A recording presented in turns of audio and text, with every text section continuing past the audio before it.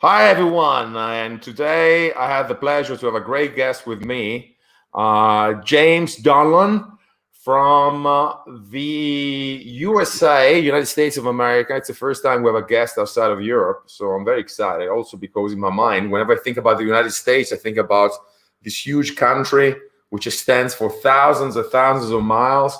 And it's a huge country, and many people have like an homogeneous view of the United States. But once you get to know the country, you just kind of understand how diverse it is. And James is connected from, and I'm gonna ask him to tell us where he's connected from, so I will not spoil anything. And just reminding everyone, this is Physical Lounge, part of Fisico, Alba International Physical Theater Festival. And speaking about Physical Theater Festival, James has a lot to say. So I think this is going to be a very long, interesting, and certainly for me and also for our audience interview. So James, first of all, where are you located right now? Where am I located? Yeah. I'm in Southern California, on the California coast. I'm actually living in the house that I grew up in since 1950. My bedroom with my wife is actually, my childhood bedroom is actually my adult bedroom with my wife. So it's every boy's young dream has come true. So I'm sleeping with a woman in my own bedroom. But Okay. it's interesting. You said something about the United States being a big country, and I'm finding now in these times that there's a chasm now that has developed over the Atlantic Ocean between Europe and the United States. When I was coming up as a physical theater artist, as a mime, we were very influenced by Europe, and I did a lot of touring in Europe in the 70s. And there was a intersection of energy. But I'm finding now that a lot of Europeans don't really know what's happening in the United States, and vice versa. And there's a lot of reasons for that we can talk about later. But I really appreciate this this chance to talk to you. I really love Italy. I love the place. I have friends there. The last tour I did there actually was near Rimini in like 2 years ago. So it's great to be here, and I'm ready to answer questions and just ramble on. I think we're going to ramble a lot, and you hit the ball on the one of the first questions. We got to speak about you because we also have to interview and explaining to the audience who you are. And but I think what you said is correct. Probably it's because of COVID as well, but it seems that the word has shifted away from Europe towards the Pacific in a way. And think about China and so on. That does have an effect on the performing arts as well. Huh? So yeah, it's absolutely. not. Yeah, it's very interesting. I first saw Marcel Marceau in 1955 on not LA. Well, maybe it was LA, but on United States television, network television, the Ed Sullivan Show, which was actually a vaudeville show. Because even in the early days of television, there were many programs that were live on television, and they were modeled after the vaudeville, which was the touring culture of the early 20th century all over the world. And so Marcel Marceau all he did was walk against the wind, and he leaned against the mantelpiece, I think. And I remember looking at that, and I was just mesmerized. How old was I at that time? Maybe 7 years old. And then I didn't do any mime for another 15 years probably until my early 20s, but that's another story. But this influence has disappeared, and I think partly that's because of American culture. Like, American culture is really dominated by the media now, so dominated, and that's why we've had the problems politically and with social media and with the elections. Everybody sees something on media and they believe it. So the big lie is, I don't know how much you know about America. Most Europeans know more about our politics than we do, but the big lie of Donald Trump with his election fraud, 50% of the country believed him because this power of this social media. So that and then the COVID comes, and we have this desperation by performing artists, all around the world. And it seems we're coming out of it a little bit. There's some silver linings to this pandemic. the most obvious is we're talking right now, which is fantastic.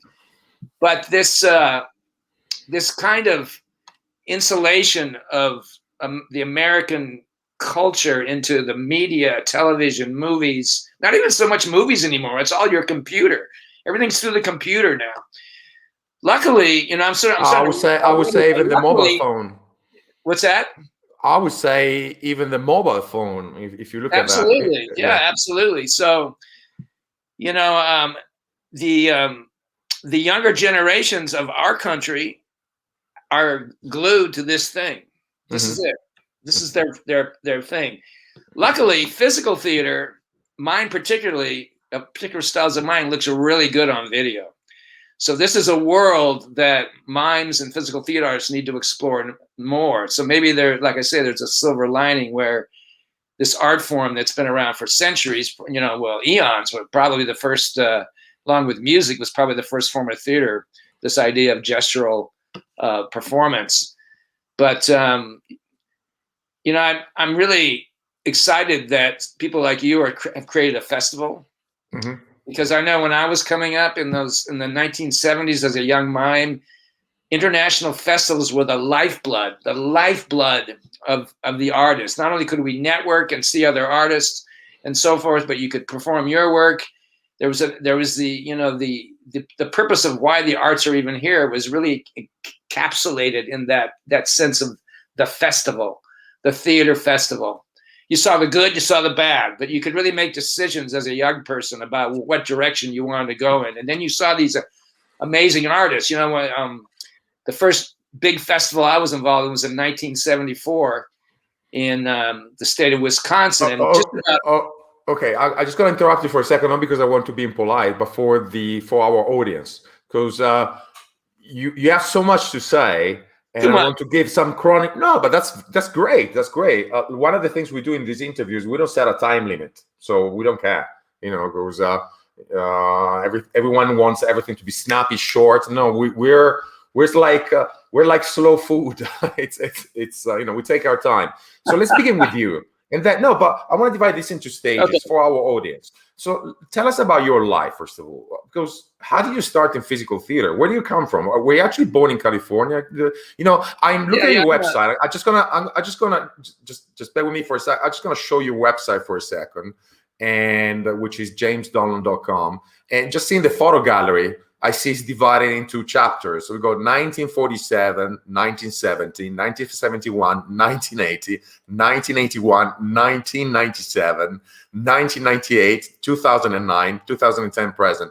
So, can you just tell us about your life in these different chapters if you want to? If you click on 1947 right there, I'll show you the photo, and it'll give you we don't have to go that far back, but let's see. Here's one with the railroad track, right about in the middle. Okay, right there. Click on that. Yeah. So I grew up, I'm a rare person. I'm a fifth generation Californian, which means that my heritage, actually my father's side, were Irish immigrants after the potato famine, and they came to California in 1860, which is a really rare experience for people that live in California now. And then my mother's family were French through Montreal and French Canada. Now I'm adopted, but that's another story. But my families have been in California, in this particular part of California, for centuries. For many, many years. And we're located right north of Los Angeles in an agricultural region right on the coast of the Pacific. So I grew up with farming families. Both sides of my families were farmers. And we're talking about citrus and tomatoes. A lot of the farming that's here in Southern California is very similar to what they do in Italy, very similar crops. So tomatoes, citrus. And so I roamed through the countryside. I lived in a small town. All I saw was the sky, the mountains, the ocean, and orchards and orchards and fields and fields. So so that picture is you walking along along the railroad track, probably about 1958. And then I was able to, my family had sort of falling down cabins on the seashore. They had a falling down kind of beautiful old house in the mountains nearby. So I was able to find nature really early. In fact, I attribute some of my physical skills to natural obstacle courses. I used to run down creek beds from stone to stone, and the trick was to not get wet. So it was like a obstacle course. So you'd run down this, jumping from side to side, from boulder to boulder as fast as you could. And then what I would do is I would lie down on a sandstone boulder. I would reach this is no joke, I would reach my hand into the dark pool, and I would let it rest there. And I would feel a trout's fin just brush along my finger, and I would go, and I would bring the trout out of the water, and then I'd let it go. But this is the kind of experience that I grew up with, so I could literally catch trout with my bare hands out of streams. So this ability to be in nature, to see the spaces, especially in California and the Western United States, there's no other, place like in terms of its diversity, with its snow-capped mountains, its Pacific Ocean, its agricultural fields, its beautiful cities like San Francisco. It's like media hubs like LA, film. But so I was brought up in that environment that was very rich. And then I found I was very sick as a kid. I had asthma, really pretty badly. And when I was in high school, I even had a body cast because I had scoliosis. My spine was I was like the beginning of a hunchback, right? So I had this plaster cast. Is this interesting to you? It's very interesting because because looking at your later career as a mime artist and so on, you need a flexible body to be a mime artist, and it's amazing how the story starts, in a way from physical disability. I had this plaster cast for 2 years when I was 15, and talk about setting me back socially. I was the shyest guy you could imagine because I had this thing that's was plaster on me, and so. Being from a small town, there weren't many arts, even though my mother was a choir director and my father was a designer, so I had a sense of design and space, not only in my environment, but in these kind of things. So when I got that cast off, I was released into freedom, and I fell in love with basketball. Like, basketball is an American sport that every kid who's ever grown up in a small town, if they're halfway athletic, gravitates to, because you can play it by yourself. It's like playing with a soccer ball by yourself, right? You can hit it against the wall, you keep shooting baskets. So I became a really pretty good athlete with basketball, enough to play on in college. I became a kind of an elite basketball player. This is all before mine. But I still remember this image of Marcel Marceau in 1955. And when I was in college, I was playing basketball on a scholarship. I wasn't even in the arts yet. I was 20 years old. I was studying zoology because in those days, you had to beat the Russians. So every American kid was pushed into the sciences.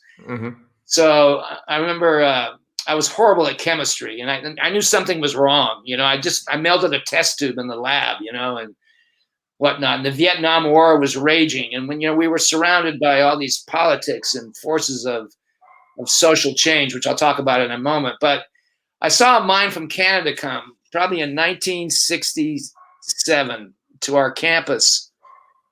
And I was watching this classical white-faced mime. And I remember saying to myself, with no theater background at all at that time, I can do this. And then very shortly after, I switched my studies to theater. And because of my athletic background, I gravitated toward movement. And we were in an area of California called the Behind the Redwood Curtain. So there's the beautiful redwood forests in the northern coast of California where I went to study at college. And it was a very isolated area. So having no role models other than general theater studies, a partner and I studied mime after we had a workshop with a Japanese mime called Yasakashima. And we developed this technique, which was based in theater and acting, not ballet, not modern dance, not mime, but it was based in theater. And we, both of us lended our athletic backgrounds to this. And so we developed this style that is very different. Can I ask you a question though? When you say you developed, it means you and your partner. Yeah. Just like out of the blue, you invented something that didn't exist. Is that what you're saying? We saw certain things that Marcel might have done, or the Canadian mime. And then we adapted our own approach because we've both been in the sciences and we've both been athletic. So for example, my style is defined by cause and effect in a physics way, let's say. Now here's a good example. So in the Marceau style, there's what they call, and even in the crew, they call it the counter system, all right? Where one movement does one way and then another move counters and goes the opposite. It's interesting, we're backwards here. So this is my right hand, but in the image, I have my left hand. So, so for example, if I'm gonna pull, let's say, I gotta get this right. So if I'm gonna pull something, let's say, well, this is confusing because it's just the opposite. So if I'm going to pull this point, the Marceau style might do something like this. So if I pull this direction, I will do a movement in this direction with one part of my body. Okay? So what we would do is we would move this way first, like you would in science. You put energy into an object before it moves, and then it moves. So whatever direction you move, there's a prologue. And this is so for example, if I'm going to move my arm like lyrically, there's something else happens in the direction you want to move with the energy vector before the point moves. And this is something we took into our system that was very different than a lot of the classical styles. This is before mask work, before clowning. Can I ask you something though? Yeah. And as I'm asking questions, I'm going to move on with the pictures because I don't know about this picture, but that's, we're fast forwarding. This is the theater studies in college. If just some of the, so is it pretty much the same age? If you look at the one right after that, there's the 8-man. So this is me right after a basketball career entering theater. So you can see I was a very athletic guy, and I was usually I was cast in fur or with a weapon in my hand. So I was usually the man's macho man in plays, mainly because of the physical background. How old were you in this picture? Right here, I'm about 21. 21. So you guys were developing this new technique and so on and so forth. And certainly we're speaking about a word which is very different from today's word. I think there was more live performance, probably. It was less digital. It was, as you were telling your story, very connected to nature. Also, I see the ability of being by yourself, the way you tell the story, which is not something, you could stay alone for long periods of time from nature and so on. That was the key because, as I mentioned, I had developed as a basketball player because I could spend hours by myself on a court. It'd be like a soccer player hitting the ball against the wall. So, but did you guys, you guys were doing this spontaneously, but did you have a vision of the future at 21, 22 while you were doing this? I mean, you changed your life radically. You were studying zoology. I guess your family probably had, I don't know, what did your family tell you about what was happening? My dad thought I was, he said, don't come home until you cut your hair and you're going into theater. Because all, theater people, actors are drug addicts and promiscuous. They screw everybody and they take drugs. Okay. My mother was all excited because she was a trained painter, visual artist, and she was all excited. But so it created waves in my family. And what you were thinking about? I mean, were you thinking, okay, I'm going to do this for life and I'm going to carry on? Did you have any doubt? That was a very good question because in those days, this is the 60s. So this is the other thing I was going to talk about in terms of early life. So there's never been a decade like the 60s. From landing on the moon to the Vietnam War to having friends burn their retinas out looking at the sun so they wouldn't be drafted, to another friend shooting a big toe off his foot, to people sticking peanut butter up their ass and eating it in the draft physical. It was a very traumatic time. Your life was on the line, but also there were assassinations. Kennedy was assassinated. Martin Luther King was assassinated. civil rights. There were riots in your backyard, you know, racial riots.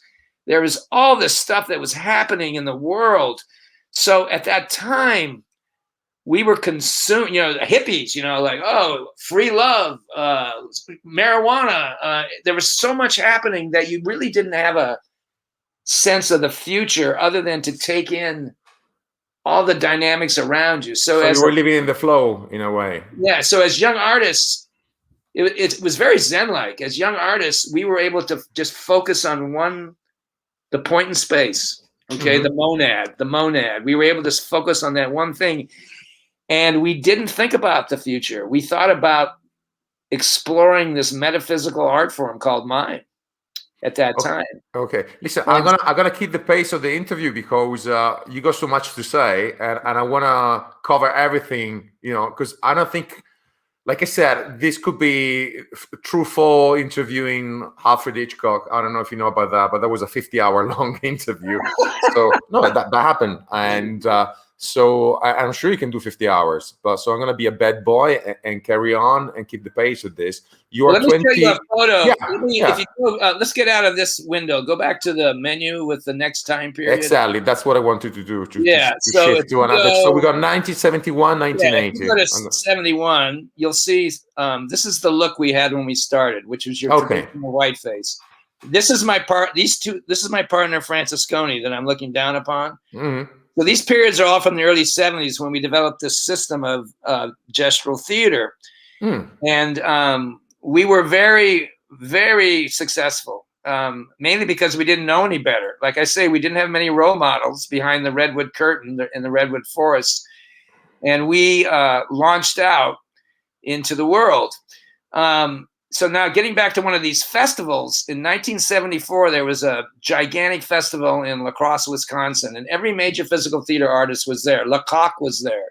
The only one that wasn't there was Marcel Marceau, because his agents, that's another story, kept him away from us. But Lecoq was there, Mamako from Japan, Fialka from the Czech Republic, other artists, you know, numerous other artists, Robert Shields, who is a little younger than me. We were both young artists at that time. So these people came together. Dimitri, the famous Swiss clown who died a couple of years ago, who was one of my mentors, that's another story we'll get into, was there. Tibor Turba from the Czech Republic. A lot of people don't know who he is, but he's one of the major figures, along with Polivka. He and Polivka from the Czech Republic were major artists in Central Europe at that time.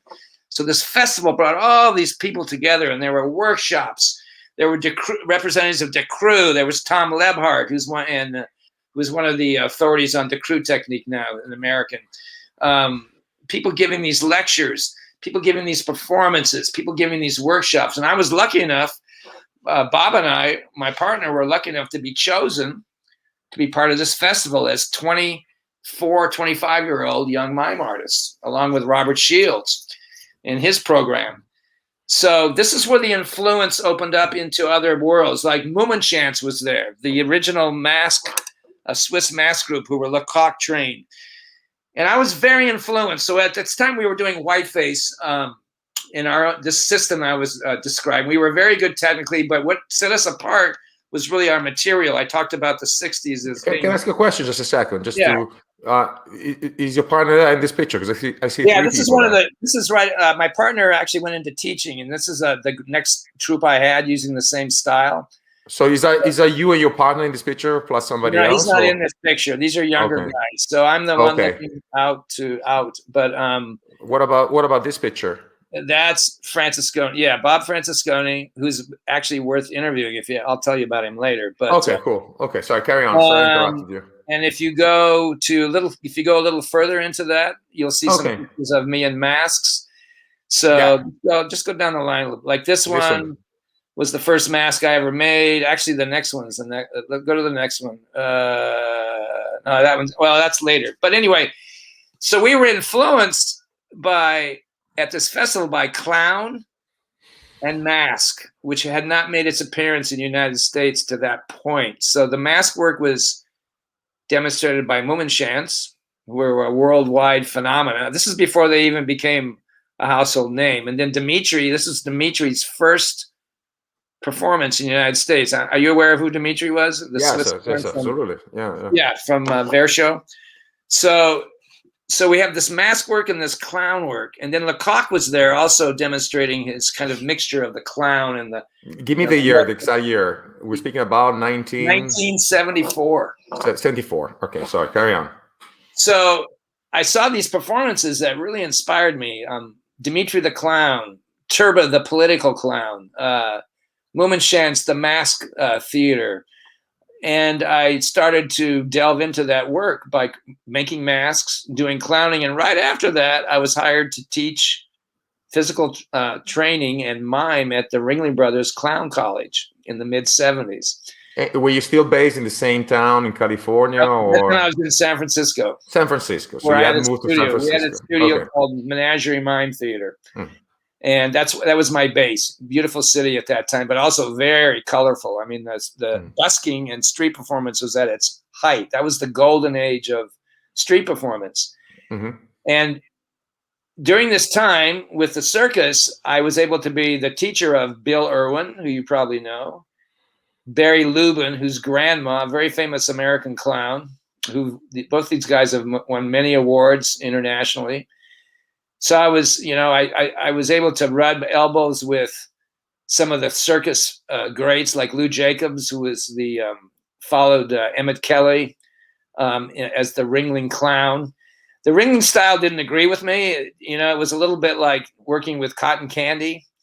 And I remember my first time there. I did it for 2 seasons. It was a great job because here's this young guy. We lived on the beach.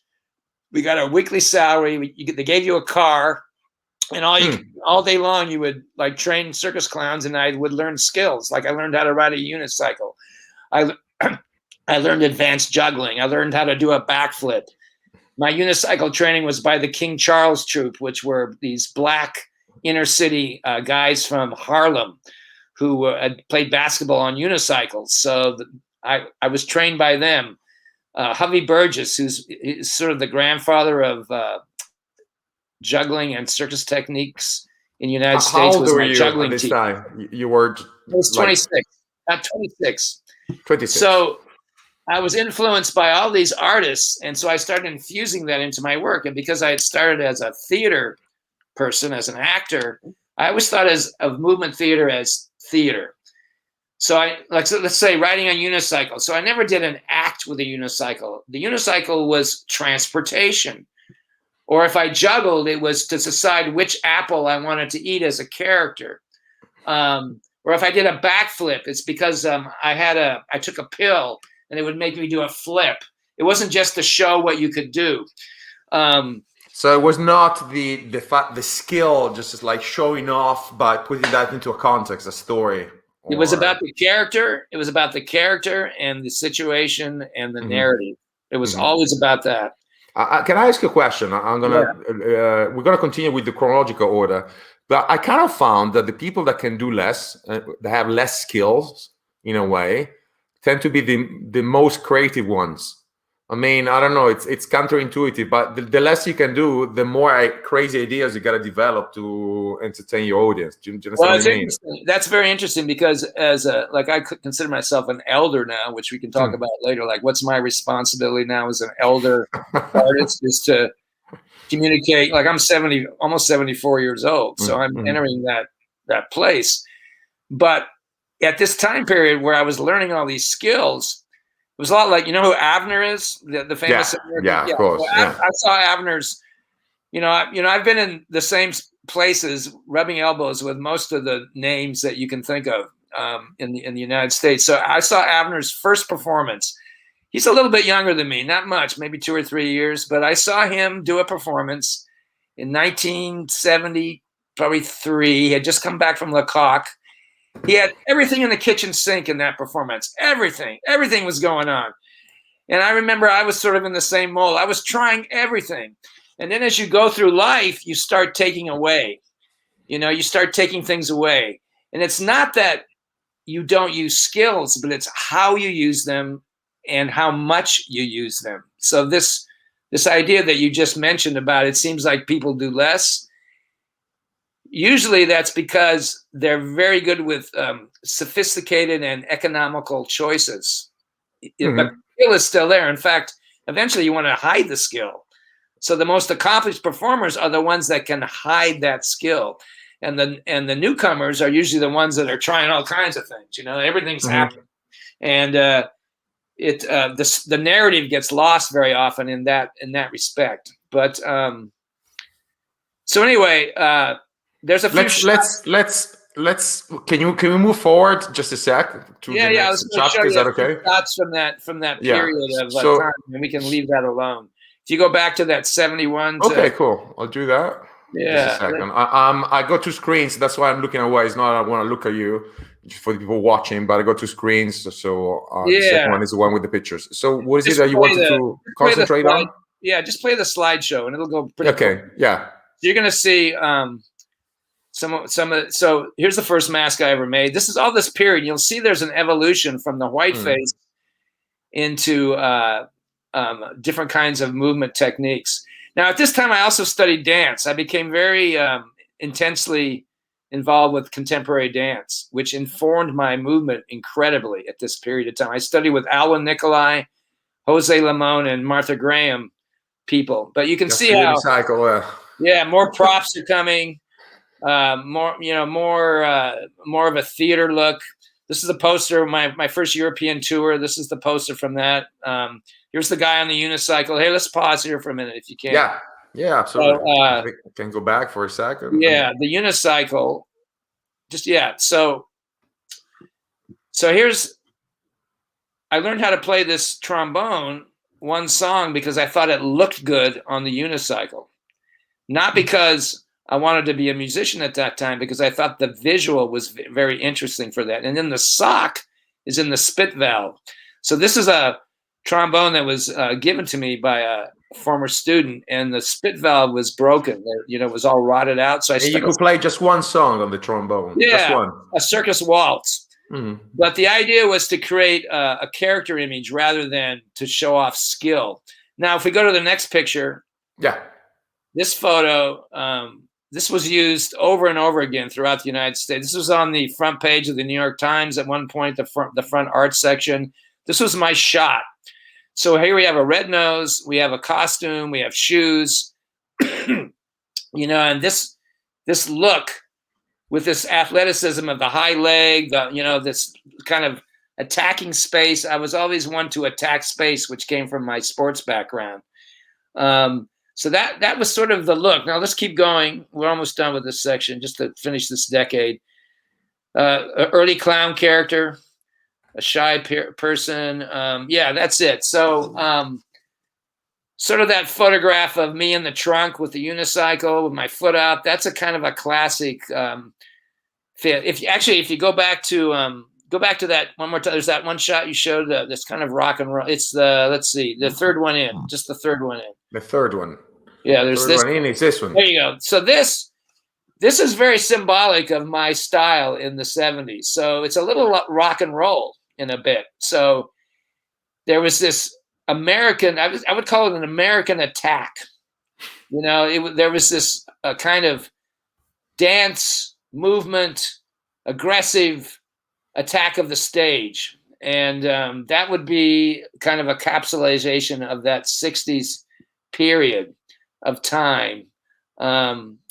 So all I can say is that era of the 60s, I feel very lucky to have been nurtured as a young artist there, because not only did we have was I able to be in a monastery, so to speak, behind the redwood forest, but I was also able to experience the trauma of the world through assassination and war and culture, counterculture, and drugs. Even though I didn't do drugs, I appreciated my imagination so much that I didn't want to fuck up my can I use that word, fuck up? Yes, absolutely. I didn't want to screw up my mind by smoking too much pot, but yet I was influenced by those times. So, like I say, I feel lucky to have been alive at that time. And so when I teach, I'm always encouraging the students not to be a clone, but they have to create their narrative. They have to create their sense of their point of view. The skills are only used to promote your point of view, whether it's, whatever that may be. And that comes from the 60s, because at that time you were gauging, where do I fit? And it was more complex than today. Today is like, wow, I can't go out because of the pandemic. I can't travel to Europe. I have to wear a mask. It's a little bit more simpler dilemma. But in those days, you could go so many directions, and you were influenced by so many forces. Wow, they just landed on the moon. Whoa, this is before cell phones. This is before computers. This is before. So everything was about looking like how do I get over there? I didn't have the ease of making this call. I had to get my coins and put them in the payphone. I had to talk to the operator. I had to, everything was like effort. You had to go somewhere. So I think that's what the 60s, accomplished. But don't you think, and then we're going to go to the next section, that in a way that builds up character, the fact that nothing comes easy. And today probably everything, today we eliminated space and time, and everything has to be, Amazon-like. I want it tomorrow. I want it in 30 seconds. I want exactly. So going back to you're telling the good story. We're not going to get in the bad stories, but I'm certain you had your experience of falling flat on your face. Absolutely. Maybe so I mean, that builds character, and it's tenacious work. It's not easy. Somebody who engages in this profession must develop a tough skin, the way you see it.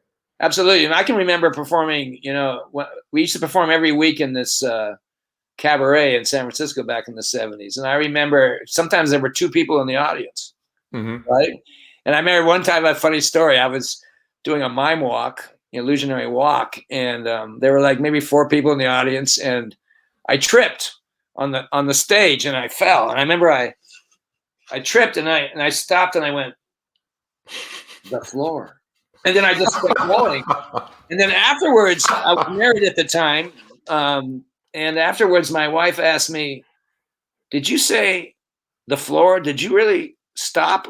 Nobody remembered that even happened. It was this sort of okay, that happened, the floor. And then you went right back into it. So the world was like that. You had all these things coming at you, and you had to adapt, all the time. So, That's cool. Okay, listen, let's move on. And we're going to move on to the next section. So we got 1981, 1997, which is quite a span. We're speaking about, 16 years here. Yeah. So what happened here? Well, I might add that all along at this time, I enjoyed teaching. I've probably split my career as a physical theater artist. I would say, wow, 60% teaching, 40% performing. Even though I performed all over the world, I've always taught at a very high level because I'm really interested in how things are. I'm really interested in the discovery of why things work. And I'm really excited about helping others to find out how things work for themselves. So I've always enjoyed teaching, and I've always, since 1971, I've taught students. I remember before I'd even graduated from college, that the professors let me teach movement theater. And I remember thinking at that time, I'm going whoa, you guys have PhDs and you have master degrees, and you're letting me teach movement theater. And then I realized that nobody really knows about movement theater other than the practitioners. It's a mystery. So I always enjoyed this teaching, and I continued that. So in this next period of time, I was able to start to be hired by major drama conservatories throughout the United States. I've taught at many of the leading drama conservatories, actor training programs in the United States. And I was in charge of curriculum development and, how movement, time, and space fits with the actor's craft. And I always approached it as an actor. It was not a physical exercise. I always thought that I was teaching an acting class through physical style, because I felt that the physicality allowed the very elusive concepts of acting to become present. And I found that usually in most really good drama schools, the teachers that people remember and the teachers that seem to be the most powerful with their sense of gift is the voice teacher and the movement teacher, because you're getting into the very guts of performance. And you know, in the acting classes, there's a lot of words and there's a lot of situations, but this sense of, you know, what an actor does 100% of the time is I am here, I am right here, and that's physical. And you also say that if I'm moving, I can't move without stillness. So if I'm still, then I move. And then so this idea of musicality, and the same with language. If I talk, there's a pause, then I'll talk here, and then I might change the rhythm here. So language, voice and movement are the same muscle. They're the same muscle. So this voice and movement experience was so cathartic for actors that I was able to build a career on this method that I developed that borrowed from all kinds of places, from basketball, from politics, from modern dance, from sport, from hiking, from, you know, like swimming in the Pacific Ocean, from thinking about, you know, landing on the moon. All these things came together to create this system.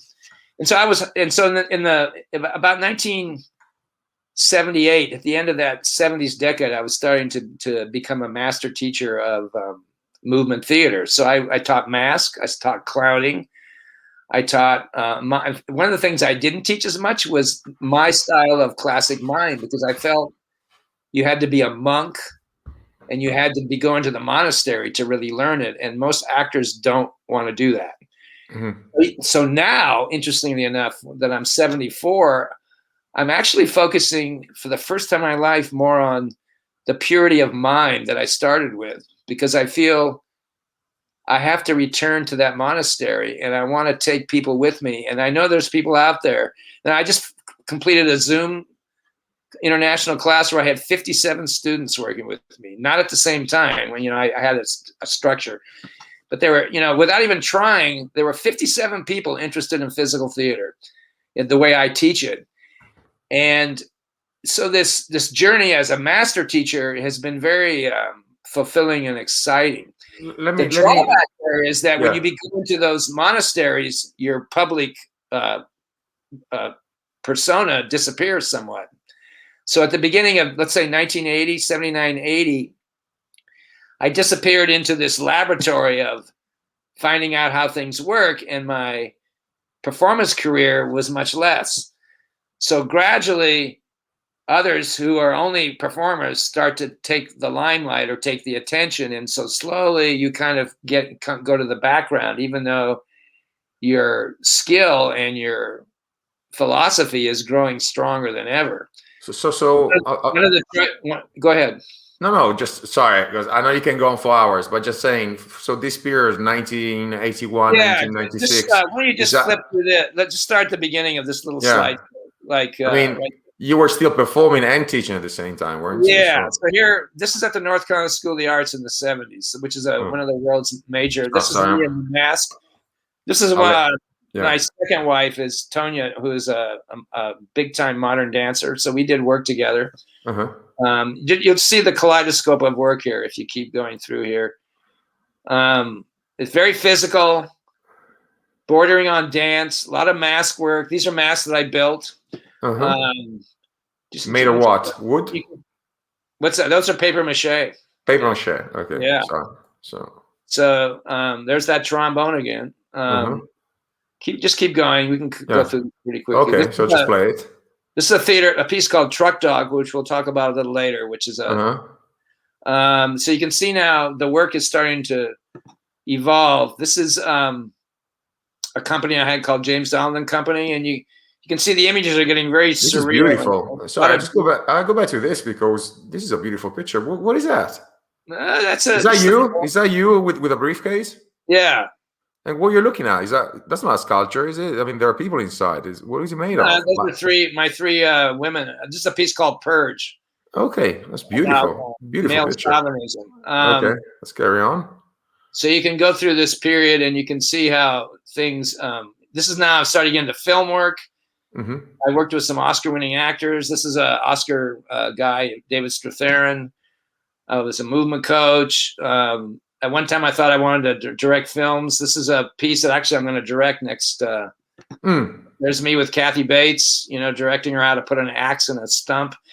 Here's another piece called Desert Cafe. It's this wild thing. So you can see how the work has kind of grown into other places. And when you working in film, you were working as a movement instructor? I mean, what's the story? Yeah, I was hired as a movement coach for several films. Okay. And so my job was because, in film acting, the directors really don't spend that much time with the actors. Usually they're concerned more with the technology. So I became almost like an acting coach because it's movement. And like I say, you do 100% of the time you're present. And most film acting is about behavior. It's not about the language. If you look at a film script versus a play script, the film script has very little language in it. It's all about action and behavior and space and time. So I became kind of like an acting coach because I remember working with some Oscar-winning actors, and I had a lot of power on the set only because I would give them a lot of attention. So my job would be to keep their takes consistent. I worked with Javier Bardem, the Oscar-winning actor from Spain. I worked with Kathy Bates. I worked with Frances McDormand, who just won an Oscar just, a couple of weeks ago. Mm-hmm. And I found that cinema and mime, it's the same brain. Just like animation, cinema, and mime, you use the same brain.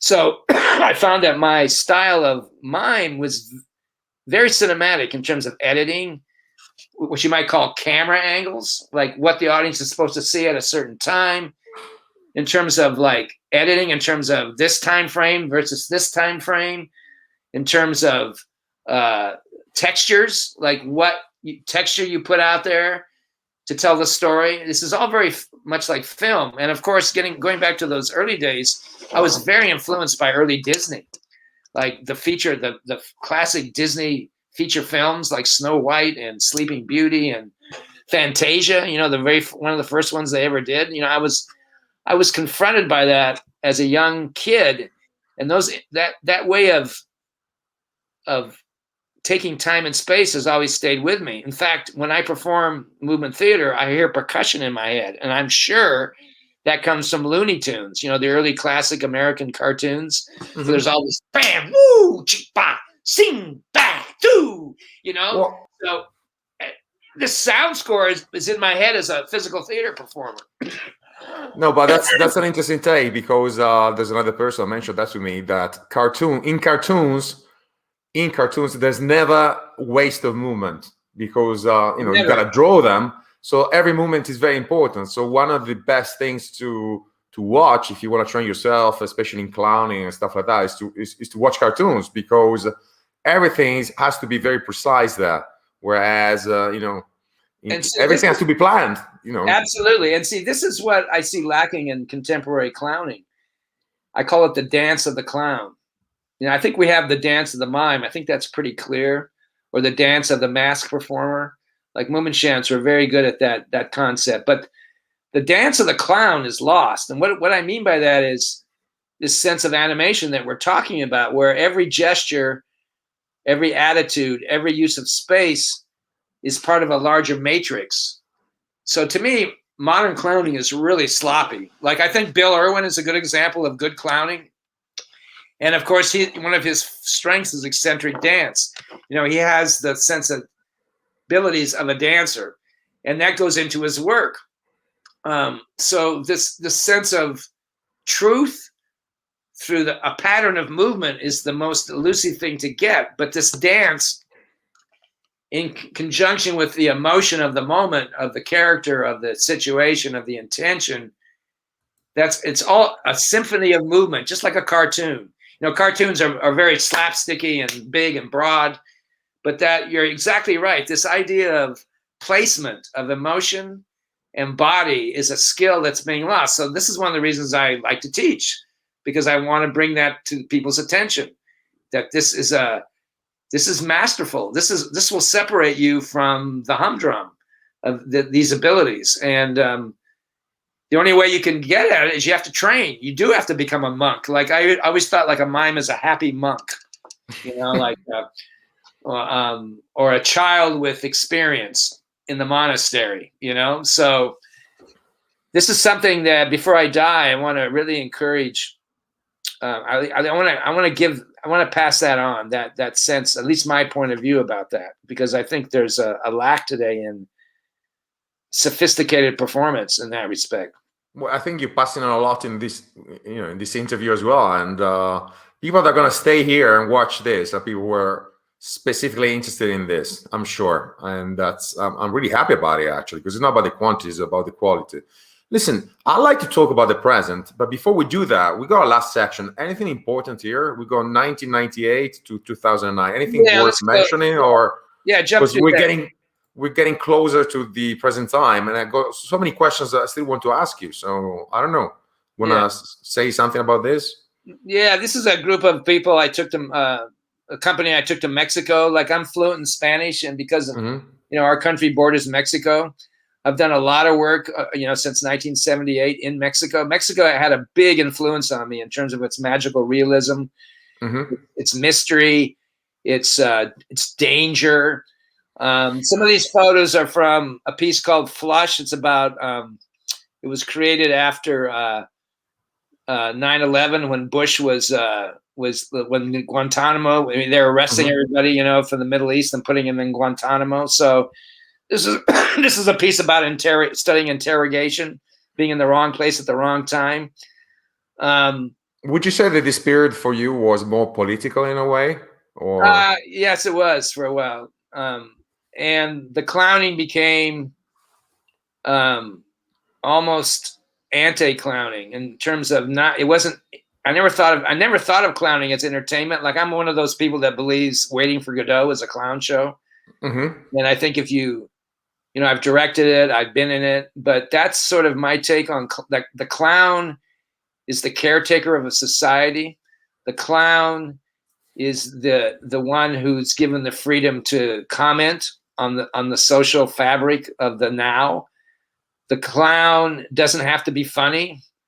Like if you think of Buffon, the grotesqueness of the Buffon, it's about, bringing the mirror up to the society and saying, look, this is what's happening. And what do you think about this?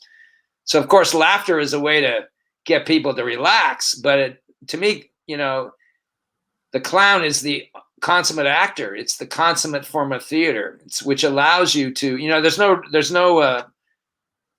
there's no mistake that Shakespeare has many, many clowns throughout all the plays. There's always a clown in a Shakespeare production. Like let's say Macbeth, which is this tragedy and it's this wonderful kind of magical production. Yet there's a clown that's the porter who comes, at the gate, this funny guy, So the clown is the spokesman for a culture, and I always believe that, and that's one of the things I try to get across. It's an actor who can do anything, an orangutan who's also a poet. All these sayings. There's a great. I don't know if you know who Jeff Hoyle is. He was born in Britain and now he's lived in the United States. He was the original partner of Bill Irwin in the Pickle Family Circus. He's a contemporary of mine. He's an equity actor. He originated Zazu on Broadway with The Lion King, but his forte is clowning. And he says, when I'm acting, I'm not always clowning. But when I'm clowning, I'm always acting. So let me say that again. It's which I think is when I'm acting, I'm not always clowning. But when I'm clowning, I'm always acting. So that's why actually clown programs and clown curriculum has been put into drama schools in recent years, because I think the more general theater community is understanding that that's true, that the clown is the consummate actor. And that's one of the things that's also lost now. Not only the dance of the clown, but this ability to access the acting craft. And then the clowning becomes so deep and so interesting. Can I ask you just a question? Now, let's move to the present time, and just very quickly, and just remind whoever is watching that you got, there's your website, jamesdonlon.com. You are a teacher, like I said, you're teaching. I see here that you got a space in Oregon, yeah, which I have is the Flying Actor Studio. Yeah, right now it's we can't go there because of the pandemic. Yeah, of course. I'm hoping in the summer of. What's the situation right now? Can you travel within the United States? You can't you? You can travel. It's just now opening up. I mean, like restaurants are opening up. Like I've been vaccinated. A lot of, still only about a third to half the country have been vaccinated, which is kind of a mystery to me why not more have not been. That's a very political thing in our country. Now you can, if you have your vaccination card, you can show that to the airlines and you can travel. So the last time I was in Europe was 2 years ago in Italy. In fact, there's some photos we'll show before we're done of that performance. Yeah. So right now I'm working on Zoom mostly. I don't want to perform on Zoom. I'm not interested in that. But the teaching actually works quite well on Zoom. I had students from Germany and Australia and Romania and Canada and all across the States. So very, very interesting how you can connect with people across the world that way. But performance, even though you can be effective, I think the live experience is what that ritual needs to be, continue. And I'm more interested in that. So I'm just going to ask a question as a person who's completely ignorant of the theater scene in the United States. And I think a lot of people who are watching this from Europe, especially, would like to know what's going on. I'm not speaking about covering right now. I'm speaking just in general, because in my mind, if I think about Europe, there are like these small venues, 100 seats and so on, 120 seats. We call it off theater. That is to say, theater which is run sometimes by private owners, entrepreneurs, or whatever. Mostly they're people who are passionate about theater because the money's not that much, of course, if you run a venue of that size.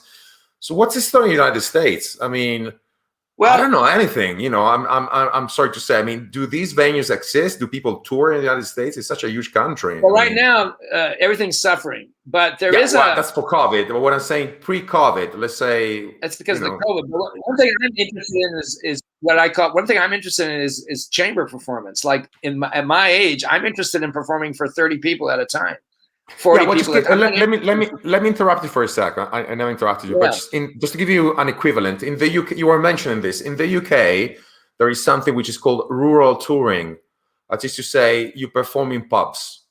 Proper theater pieces. Okay, that's something they have in the UK, and there are, if you Google it on the internet, rural touring, you see different organizations depending on the countries where they're based and so on.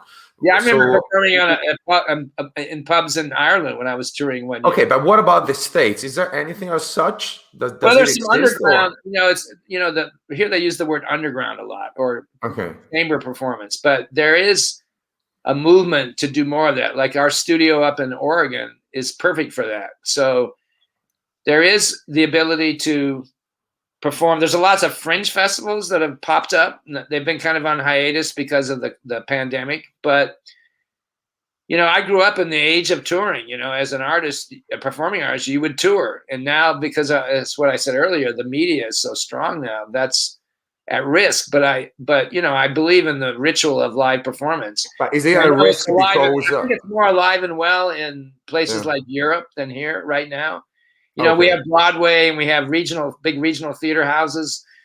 What's interesting about the United States is because it's such a diverse country that a lot of these populations in the past decades who haven't been as visible, like Latino population, for example, has they've always there's always been these very powerful theater Latinx theater companies, but now particularly the underserved populations of the United States, whether it's Latino or Black or Indigenous, are gaining their power, rightfully so. So there's a lot more artistic expression now from these groups. And I think in the future, that's going to become even stronger. And what's interesting about physical theater is that it crosses all these boundaries. So like a lot of Latinx theater is very physical, you know, and the Black experience has always been very physical, whether it's, you know, dance or music or whatever, you know, it's, I think that's very interesting how that's working. So I'm thinking in the future, there'll be smaller venues, which is encouraging, you know, even though you don't make a lot of money, if you do a lot of them, you know, you can kind of make an equal amount of revenue that way. But also this idea of festivals, like I'm really excited about what you're doing. How long has your festival been going on? Not too long. This is the second year. Yeah, we were very lucky with the first year. But I think that's a sign of the future. I mean, I think these kinds of things will continue and grow, especially in the performing arts. I think you're in it at the right time. There's that, you know, history repeats itself. I know in the 70s there were lots of festivals, and somewhat in the 80s. But let me show you. Here, go to the last. I want to ask you a question before. I just go to the last while and show you the last period, which is 2009 to present. And then we start with the first picture. But how about the students that come to your school? I mean, why would somebody who is in his same mind study physical theater? Because to me, I can give you my example, but what I'm saying is, you know, if you want to be certainly a person, you mentioned the word monk. You repeated this word several times. You know, this sort of Zen came out in the conversation and so on and so forth. You know, and I think when you're a teenager or when you're very young, you want to be successful as a celebrity. Today, you have influencers on the internet. You want to be a pop star. You know, you want a big dream. Part of it comes from American, you know, the American dream and so on. And I'm not criticizing that. I'm just saying, you know, but if you get to smaller art forms, like, for example, you want to do jazz. Okay, let me do an example with me. You know that if you choose that path, it's a solitary path. You know, you may be a very successful jazz musician, but the amount of effort, the constant training, the fact that you know that you are in a niche in a way, and you probably be in a niche all of your life and so on. You got to have a really core motivation for that. So I'm asking you, you know, with your students, I mean, what is it that moves them to study that kind of theater? The last comment is, you don't have to wait for anybody. I have an idea, you know, the actor creator, right? I mean, the people in your festival probably wrote, all of them probably wrote. It's all actors creators. That's right. So it's like, you're not waiting for anybody. You're saying, like, come with me. If you want to, you know, I got this idea and I'm going to work on it. And if you like this kind of thing, come with me. I'm inviting you to come with me, and let's work. Let's do something. I mean, even Shakespeare was devised theater at one point. He wrote a play, right? You know, I mean, there's no such thing as devised theater. Everything is created. But the thing about physical theater is, I have this idea, a reflection of my experience in one place or another, and I'm going to do something about it. And I'm going to communicate a point of view. And with physical theater, you do it. And what's beautiful about physical theater is there's not a lot of paraphernalia. You don't have a lot of props. All you have is time and space. You know, there are different degrees of that, but you can create a multi-million-dollar set in your imagination. If you're skilled with space and time, there's no limit to where you can be. I can be on the moon and talk to a cheese if I want to. So I have this idea. I don't need to have $1 million to build some set in some studio in Hollywood. I can do that right now. And if I'm good, people will find the truth even stronger in my piece than in Hollywood. Yeah. You know, they might find the zipper in the wrong place, you know, in Hollywood, you know, in the costume, you know. So there's a sense, that's probably because I engage in physical theater myself. I don't want to speak about myself, but just saying there is a sense of freedom in that, isn't there? Oh, incredible freedom. It is. It's not a, you know, American dream is too limited. It's the human dream. It's the chrysalis of making theater, you know, or making art.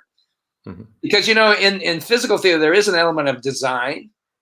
There's an element of locomotion. There's an element of political thought. There's an element of sexuality.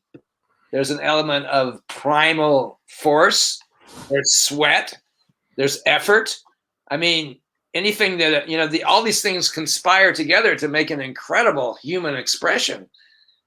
And it's right in front of you. You know, the best performers are the ones that trance the audience, right? So, like, how is there any more powerful magic than that? You know, that's where you start, you know. Cool. Okay, let's go to the pictures then. So this is the last section. Yeah, I like play the slideshow. Yeah, just play it. It doesn't, you know, these are just working with students. And this is in Cuba, actually. My wife today is Cuban, and we perform in Cuba. This is in the street element. This is a group of students in Cuba. This is a clown physical theater workshop. This is one of my clowns. So you're just getting a flavor of who I am. This is a piece called, what's this called? Tomorrow is Today. It's very kind of, the guy's body destroys itself. This is, here, pause here a minute. Yeah, sorry. So these guys, this is a very interesting trio. So there's me. The guy with the beard is John Gilkey, who's one of the most famous Cirque du Soleil clowns there ever was. And he has something called the Idiot Workshop.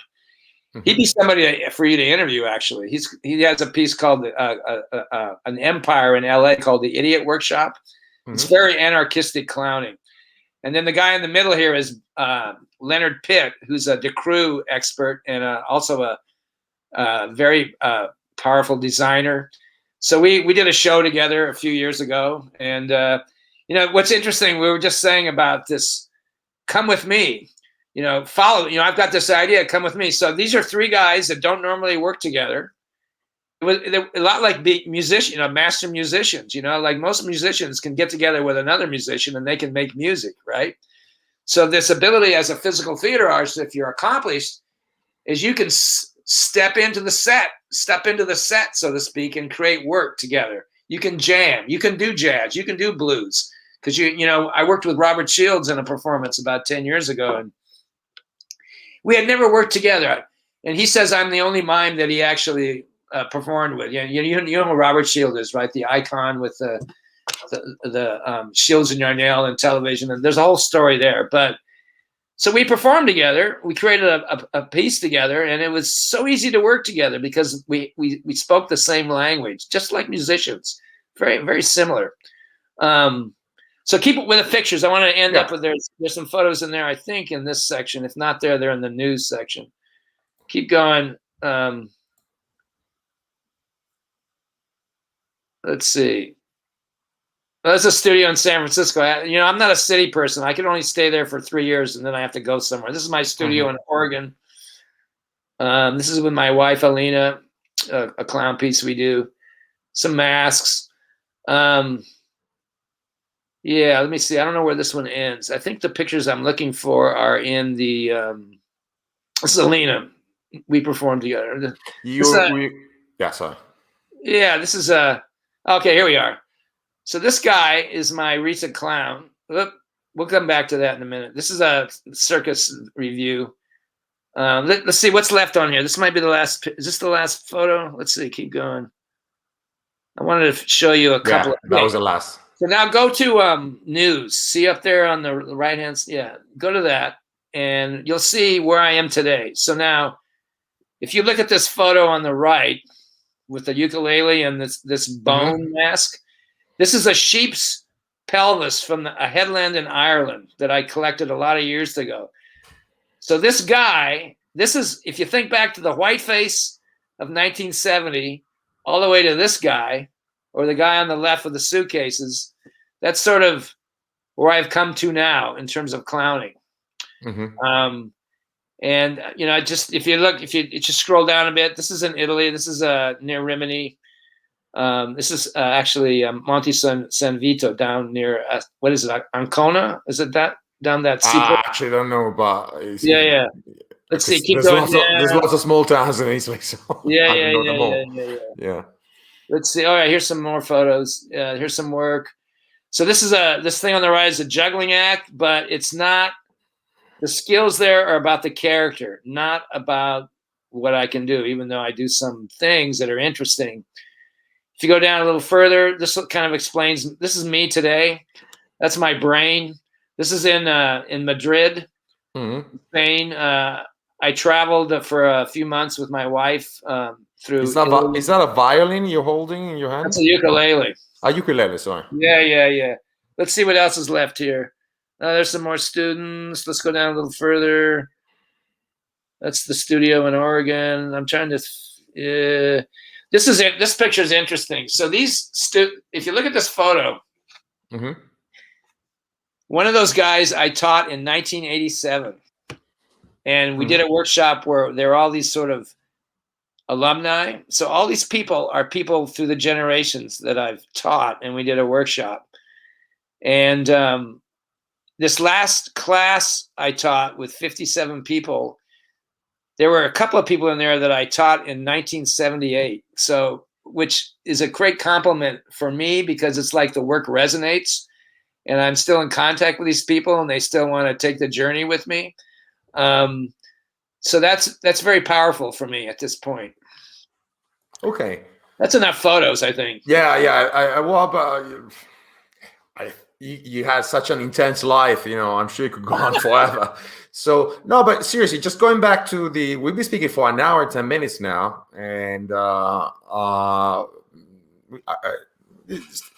kind of ran out of questions, but at the same time, just bring into what is happening right now. How do you see, you started as a performer in the 1960s, 70s, and so on. The world has changed so much. Yeah. The last 100 years, 50 years, whatever. I mean, the world has changed more in the last 50 years than it has changed in the last 500 years, or whatever. Amazing. Yeah. So we got used to it because humans have this incredible ability to cope and flexibility and so on and so forth. But a performer engaged in live performances, theater and so on. I'll give you a hint. I was reading an article in the Huffington Post, and the Italian version of the Huffington Post, and it was, I think so, I'm not sure, but it was the US version, and it was a series of interviews with theater performers, with theater, actors in theaters, and they were saying that if you choose this kind of field, it's a spiritual experience. You don't do it for the money, because the money is so low, and so it really is, going back to the thing you were saying about the monk and so on. Why I had a conversation today, for example, with an intern, okay, for our festival, and she's this woman. She's she's working, but she's doing acting on the side and stuff like that. She's in her 30s right now,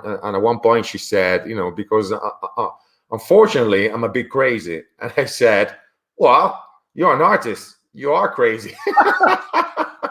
But that's all right. There's white craziness and black craziness, as long as it's nothing,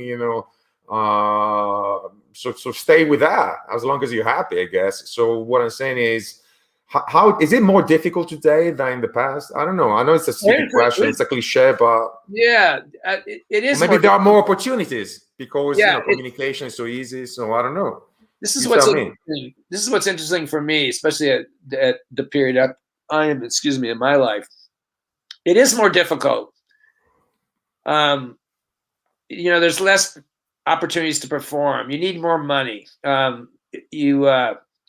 You get pushed out by the corporations, so to speak. Mm-hmm. If you show a bad video on social media or on the internet, it kills you for life, right? I don't like to use video because it's so misunderstood, and if it's not done well, people stamp you and put a label on you right away, and then you're starting from ground zero, right? So I think the value. What's very interesting to me is not only as a person myself, but the spiritual side you talk about is very, very mysterious, because there's something here that's almost religious, and maybe that's what this is all about. There's always been meditation and the practice of mystical.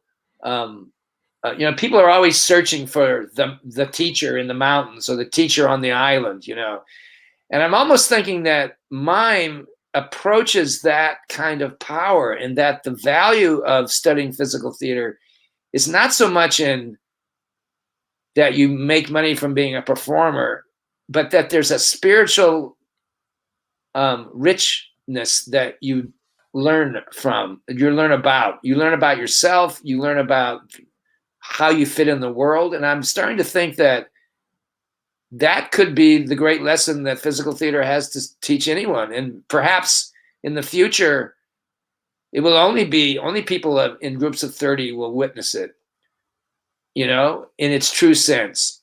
But then maybe the message is so powerful that then that energy goes out into the world. But in one sense, I don't want to worry about it, because there's something here has kept me doing this for over 50 years. And there's something here that when you perform for kids, they're mesmerized. Kids are still mesmerized by the magic of the mask, or the magic of the illusion, or the humor of the clown. They're still mesmerized by that. And of course, we all know that kids are the chrysalis of the human being before it gets adulterated and gets pushed around by adulthood, right? You know, the kid is the human spirit, and the kid relates to this stuff. And you know, and you can argue that in order to be a physical theater artist now at age 74, you got to still be the kid. You know, and that's, you know, like visual art is a great example of that. Like the great paintings of the contemporary times are the most childlike in some ways. You know, the most childlike art, whether it's sculpture or everything, is the most celebrated. So that's true with physical theater in a sense.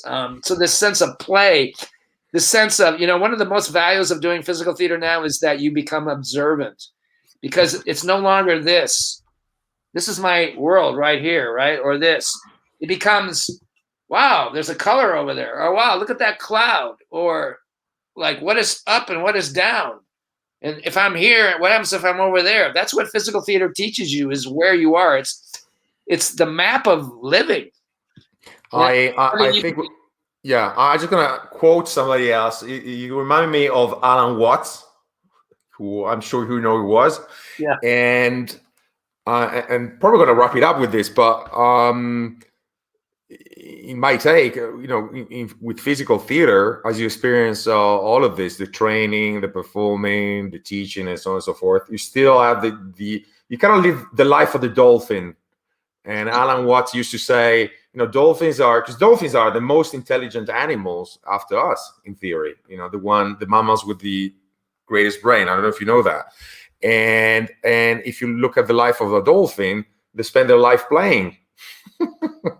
And that's something we kind of forgot. We take ourselves maybe too seriously, and we kind of forgot the sense of lightness of being alive. So in my case, physical theater was a way to bring back the intensity of life, which is much more than, you know. That's a great way of putting it. It's about the intensity of life. Absolutely, that's what the treasure is there. And you know, it's very interesting. Like I'm starting a podcast too. It's called Mime Radio, the Mime Radio Show. We've done 7 interviews. We're going to interview you at some point. Okay, cool. And we're going to launch a website. We're going to launch a Facebook page, and the idea is to chronicle and to archive the people that are working today and the people that have worked, you know, that are still alive for the last, or been influenced by the people who have passed on. But I'm feeling a need to capture, put in a bottle this stuff before it's too late. You know, I have energy. I'm still willing to ask people to come with me. I have an idea, come with me, you know? So I think that's one of the treasures of the future, is that events like what we're doing right now, but also this other idea that I have that's similar. And the time is now, because we are at a crossroads, and the pandemic probably was a lesson for humanity, right? Like, and climate change too. It's like, we got to make some decisions about stuff, or the human race is not going to exist much longer, you know, beyond this point. So I feel it's in a microcosm, the world of physical theater, it's at that same place. It's like, we have to make some decisions now. Like, what's the core of it? What's its value? How do we present it? And what do we need to tell the younger generation? Like right now, I feel my responsibility is to pass whatever I've learned over this intense life that you mentioned. I need to pass that on, because when I was 20 and when you were 20, we were influenced by people like us.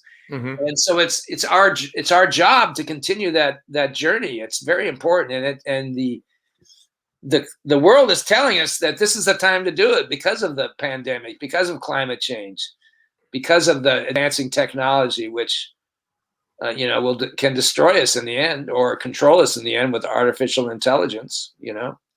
Mm-hmm. Art forms like physical theater are the last stand of human beings in some ways. Yeah, in a way it's true, and also it's a way of seeing ourselves more than just a brain carrying a body. Yeah, it's intelligent body in a way.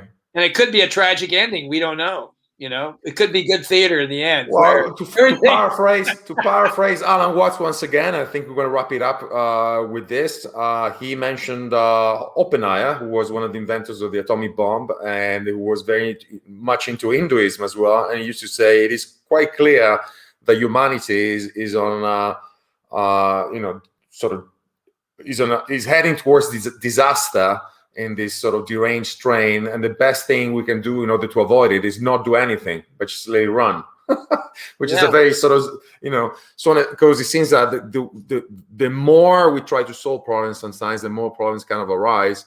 And I think the solution is within ourselves. So, and I've seen a lot of people, people that maybe lived, you mentioned the fact that for you, the turning point was 20, it can be 40, it can be 50, it can be any age, but probably in today's life, as we are totally absorbed in front of our computers, and I put myself into that category as well, our life has changed a lot. Before the mobile phone or the PC, just the intensity of in which I use my eyes, compared to 20 years ago, it's completely different, because I used to rest. Now I can't rest any longer. Just like in front of my computer. No, but seriously. And I kind of remember I'm the pre-PC age as well. I mean, the first personal computer came up when I was, I think, 14 or 12. I can't remember. So when I'm saying, I kind of remember what the old life was. This is bizarre. It's like a science fiction movie. I hear what you're saying. I mean, my first computer was in the 90s, so I would have been like 50 years old or something, or 48 or something, before I even had a computer, And even your youth, the way you were telling it, going back to the beginning, is so different, I think, from... This spiritual thing is, I'm very interested in opening up how physical theater can be a healthy endeavor for just the general human being. Like, I think there's a whole world of health that you could bring to elders, to senior citizens, to old people, by studying physical theater, because it's an art form that uses the brain and the body. It's equal. The brain and the body are being exercised. It's like consummate exercise, and with all your being. It's cathartic, and I think there's great lessons and great gifts you can give to the world in general if we can find the right platform for these methods. Not necessarily to be a performer. I used to think that I was really about training people to be master performers, but now it's more about training them to be healthy human beings with eyes that see. I mean, that's the key phrase right there. You must have eyes that see. Eyes that see. And there's no clown or mime that ever existed that the good ones could always see. And there's a saying I say if you see on stage, the audience will see you. If you see on stage, they will see you. If you can't see on stage, they'll lose interest in you very quickly. Okay, listen, James, we're gonna wrap it up. It's an hour 23 minutes now. Yeah. Very, very interesting interview, and something you want to close. Just giving you the last 2 or 3 minutes on this platform. Something you want to say, or you deem important to say, or I don't know. keep seeing. I mean, I just Keep said seeing. it. What was I going to say? I wanted to plug the Mime Radio Show. That was one thing. I don't. Oh, the World Mime Organization, which that's where we met actually. That's a very interesting phenomena. It was started by Marco and Ofer. Marco from Serbia. I'm going to interview him as well. Yeah, about that, so and I probably will too. I'm going to interview you too. So I'm going to talk about you because you're very arresting. So this is one of the silver linings in the pandemic. You know, like when I was performing in the 70s, I would perform in Europe. My first tour was set up by Dimitri the Clown. And I did it for about 3 years running. He and his wife Gunda would set up these tours in Switzerland. And at that time, my style was very interesting. This is relevant to what I'm going to talk about. So when I was in the United States, people would say, "Oh, your style is very European." When I was in Europe, they would say, "Oh, your style is really American." So I was stuck in the middle of the Atlantic in a good way because somehow I was exotic from both ends of the globe in a way. And so I must have been doing something well because I was touching people on both sides of the pond of the Atlantic. And yet in some ways I was a little schizophrenic too, you know, because of the sense of branding. In the modern world wants you to brand yourself. You got to have a label. Mm-hmm. So I never thought I had a label, which has hurt me in the modern world. But in the long run, I would not have it any other way. But this World Mime Organization, I particularly like the part where they say no style is any better than any other, or we don't promote any particular style over any other. And I think that's a good place to start because, you know, as in this conference we had what, a couple of weeks ago, and I'm a member of this small board of coordinators, I guess they would call them. I think this is a very important movement, things like this in today's world, not only for physical theater, but for human beings. Because if we establish the fact that it's really about spirituality and health and the ability to observe and see and make decisions, then this idea of bringing groups of people together from all around the world is very, very important and very powerful. So I would say that I hope people that are interested in what we're talking about will join the World Mime Organization and make it what it can be. It doesn't have to be the word mime in its conventional sense. It can be whatever you make it. But the point is that this beautiful style of theater is something that's worth doing, and there needs to be a group to do it. It can't be done by one person. That was the problem when Marceau was alive, that he was pitched as the world's best and as the god, and a lot of the other practitioners were not as visible, even though in my own lifetime, I've seen many performers that were equal to Marceau, and some not better. Mm-hmm. But so it's important for this sense of community to be supported, I think. Okay, we're gonna keep it open this way, and probably that's gonna be one of our next interviews. Thank you very much for your time, first of all. Yeah. And stay safe. Enjoy sunny California dreaming, because it's beautiful. I can't wait to meet you in person. Okay. One form or another. I'm looking forward to that. Yeah. Hopefully, we will not be too far into the future. So thank you very much. I'm not gonna post-edit this. I'm just gonna leave it the way it is, because usually I post-edit it, but we didn't have any technical glitch so I'm just gonna leave it as it is, raw, and post it on YouTube and Facebook. I had a question to ask you. Yeah. Because we're off the air, so to speak, now. No. Well, we're still on air. But if you got a personal question, let me end the broadcast. Yeah, I was looking at your website, and I saw some work that you were doing with a group of people. It was in England, right? And it was more kind of it was almost like a performance for kids, and there were images and ideas, and it was very much like animation. And you were one of the performers. There was a woman and maybe 3 men, and all in black and with a white background. Was that you? I saw. I work a lot. We're still on, by the way. We're still recording, but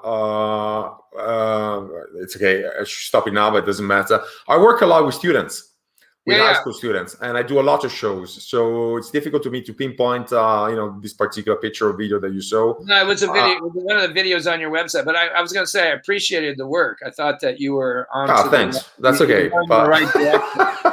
Yeah, no, you're going in the right direction. Okay. Well, you're talking about diffusing this knowledge, you're doing that. But let me stop the interview. Stay on in the studio, and so guys, sorry, that was of course the James that was speaking about me, but really I want to thank you once again, and